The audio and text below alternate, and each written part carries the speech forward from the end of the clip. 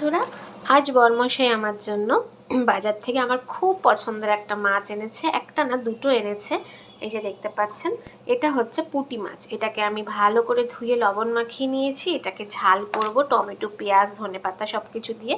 আর এটা হচ্ছে ছোট্ট ছোট্ট মায়া মাছ, যেটাকে অনেকে হয়তো মোরলা বলে। এর একটা বড় পাওয়া যায়, সেটা আমার খুব একটা ভালো লাগে না। আমার এই ছোটটা খুব ভালো লাগে ঝাল খেতে। আজ বাবার কথা খুব মনে পড়ছে, কারণ আমার বাবা সত্যি বলতে এই ছোট ছোট মাছ খেতে খুব আবদার করতো আমাদের কাছে। এনেছে ঠিকই, হয়তো বানাবো, কিন্তু খুব কষ্ট হবে।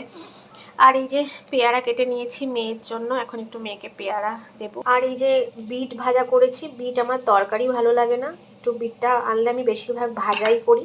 আর এই যে ছিম চচ্চড়ি করেছি, ধনেপাতা, টমেটো, মটরশুঁটি সব কিছু দিয়ে। আর এই যে দেখতে পাচ্ছেন মেথির শাক, অল্প একটু হয়ে গেছে, মেথির শাক করছি। এই হলো আজ আমার দুপুরের মেনু।